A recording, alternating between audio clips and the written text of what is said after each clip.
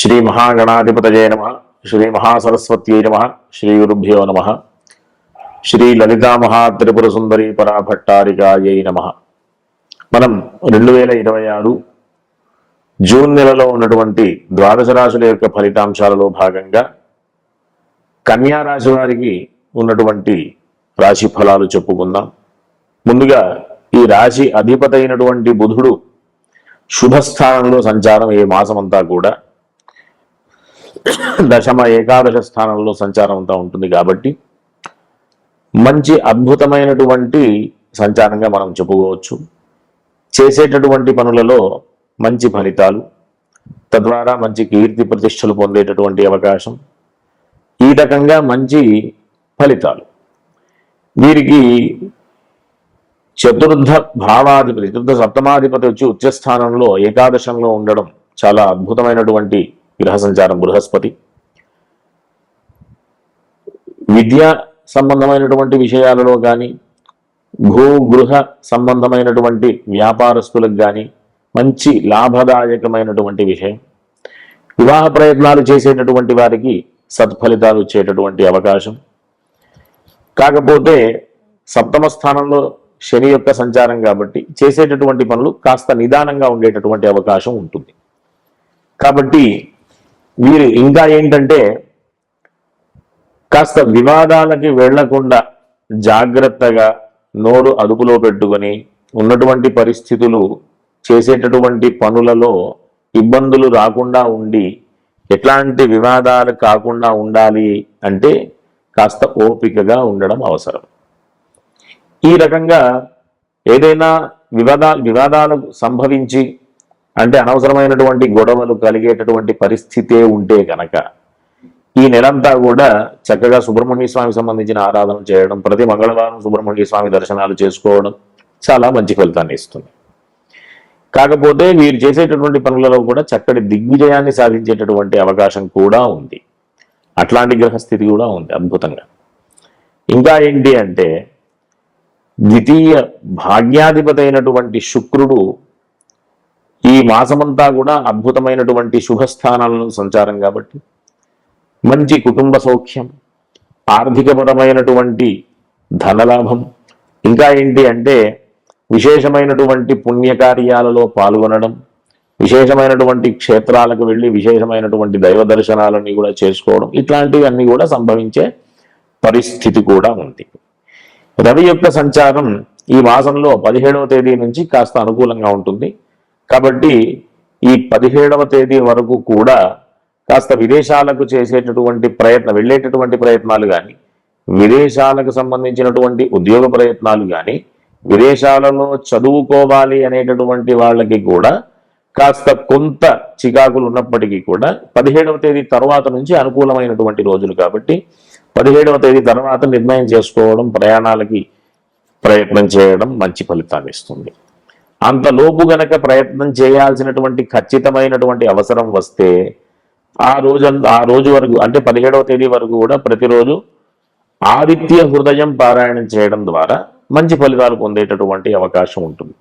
కాబట్టి ఈ కన్యారాశి వారందరూ కూడా ఇబ్బందుల నుంచి అధిగమించేటటువంటి ప్రయత్నం చేయాలనుకుంటే హనుమాన్ చాలీసా, సుబ్రహ్మణ్య స్వామికి సంబంధించినటువంటి స్తోత్రాలు, ఆదిత్య హృదయం పారాయణ చేస్తూ చక్కగా విశేషమైనటువంటి ధార్మికమైనటువంటి మార్గంలో వెళుతూ మంచి ఫలితాలు పొందుతూ ఉండాలని ఆశీర్వదిస్తూ స్వస్తి. శ్రీమాత్రే నమః. మామూలుగా ప్రతి ఒక్కరి జీవితంలో ప్రధానంగా ఆడవారి యొక్క పాత్ర ప్రధానమైనటువంటి పాత్ర వహిస్తుంది. ప్రతి కుటుంబంలో కానివ్వండి, ప్రతి ఒక్కరి జీవితంలో కానివ్వండి. ఈ ఆడవారు ప్రధానమైనటువంటి తీసుకోవలసినటువంటి జాగ్రత్తలు, చేయవలసినటువంటి ఆరాధనలు ఇవి తెలుసుకోవడం ద్వారా మనం సరైనటువంటి మార్గంలో వెళుతూ మంచి ఫలితాలు పొందేటటువంటి అవకాశం ఉంటుంది.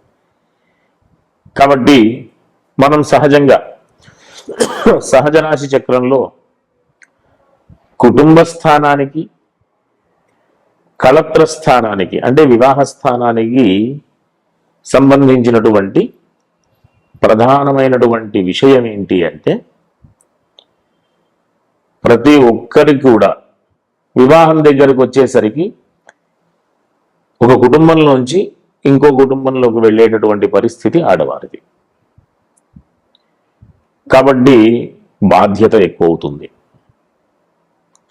కుటుంబపరమైనటువంటి దోషాలు ఏమైనా ఉన్నా, కుటుంబాన్ని సమర్థవంతంగా నడిపించాలి అన్నా, ఇంకా పెళ్లి అనేది భార్యకి భర్త, భర్తకి భార్యకి సంబంధించినటువంటి విషయం కాబట్టి ఈ పెళ్లికి సంబంధించినటువంటి ఇబ్బందులు ఏమైనా ఉన్నా, పెళ్లికి సంబంధించినటువంటి ఆ ఇబ్బందుల్ని అధిగమించాలి అన్నా ప్రధానమైనటువంటి దేవత ఎవరు అంటే లక్ష్మీ అమ్మవారు. ఈ కుటుంబ స్థానానికి అంటే వృషభ రాశికి, కళత్ర స్థానానికి తులారాశికి అధిపతి శుక్రుడు కాబట్టి శుక్రుడికి అధిష్టాన దేవత లక్ష్మీ అమ్మవారు కాబట్టి లక్ష్మీ అమ్మవారి యొక్క అనుగ్రహం వధువుకి ఖచ్చితంగా ఉండాలి. కాబట్టే ప్రతి వివాహంలో పెళ్లి పత్రికల్లో వధువు పేరు చెప్పే ముందు చిరంజీవి లక్ష్మీ సౌభాగ్యవతి అంటుంటారు. అందుకోసమే లక్ష్మీ అమ్మవారి యొక్క అనుగ్రహం ఉంటూ కుటుంబపరమైనటువంటి దోషాలన్నీ కూడా పోవడానికి, కళత్రపరమైనటువంటి వివాహపరమైనటువంటి దోషాలన్నీ కూడా పోవడానికి ఆ లక్ష్మీ అమ్మవారి యొక్క ఆశీర్వచనం ఉండడానికి మనం ఆ రకంగా మన పెద్దవాళ్ళు ఈ వధువుకి పేరుకు ముందు చిరంజీవి లక్ష్మీ సౌభాగ్యవతి అని పేరు చెప్తూ సంబోధిస్తారు. అంతేకాకుండా ఈ కుటుంబపరమైనటువంటి దోషాలు అవన్నీ కూడా పోవడానికి కేవలం అమ్మవారి యొక్క అనుగ్రహం ఏ విధంగా కలుగుతుంది అంటే నిత్యకృత్యంలో ఆడవాళ్ళందరూ కూడా ప్రతిరోజు లక్ష్మీ అమ్మవారి యొక్క ఆరాధన చెయ్యాలి. లక్ష్మీ అమ్మవారి యొక్క ఆరాధన చేస్తూ ఒకవేళ పూజా కార్యక్రమాలు చేసుకోలేనటువంటి పరిస్థితులు ఉంటే లక్ష్మీ అష్టోత్తర స్తోత్రం అయినా ప్రతినిత్యం కూడా పారాయణ చేయడం ద్వారా అనేక రకాలైనటువంటి దోషాలన్నీ కూడా పోతాయి. అంతేకాకుండా ఇంట్లో తులసి సేవ చేసుకుంటే ప్రతిరోజు తులసికి నీళ్లు పోస్తూ తులసి ఎప్పుడు కూడా సజీవంగా ఇంట్లో కళకళలాడుతూ, అంతేకాకుండా ఆ ప్రతిరోజు ప్రదోషం సమయంలో తులసి చెట్టు దగ్గర దీపారాధన చేయడం, ఇట్లాంటివన్నీ కూడా ఎంతో ఇబ్బందుల నుంచి అధిగమించేటటువంటి అవకాశాలని కల్పించేటటువంటి ప్రక్రియలు. చాలా చిన్నటువంటి ప్రక్రియలే కానీ మంచి ప్రక్రియలు అన్నమాట, విశేషమైనటువంటి ఫలితాన్ని ఇచ్చేటటువంటి ప్రక్రియలు. అంతేకాకుండా ప్రధానంగా ఇంట్లో ఉన్నటువంటి ఇబ్బందులన్నీ కూడా అధిగమించాలి అంటే అతిథి సత్కారం నిత్యం జరుగుతూ ఉండాలి. ఎవరైనా అతిథులు వచ్చినప్పుడు లేదు కాదు అనకుండా సేవాభావంతో వారిని చూసుకుంటూ వచ్చినటువంటి వారికి పానీయాలు ఆహారాలు ఇస్తూ ఆ విధంగా సేవ చేసుకుంటూ ఉండడం ద్వారా కూడా అతిథి రూపంలో ఉన్నటువంటి ఆ పరమేశ్వరుడి యొక్క ప్రసాదం కూడా మనకు ఉండేటటువంటి అవకాశం ఉంటుంది.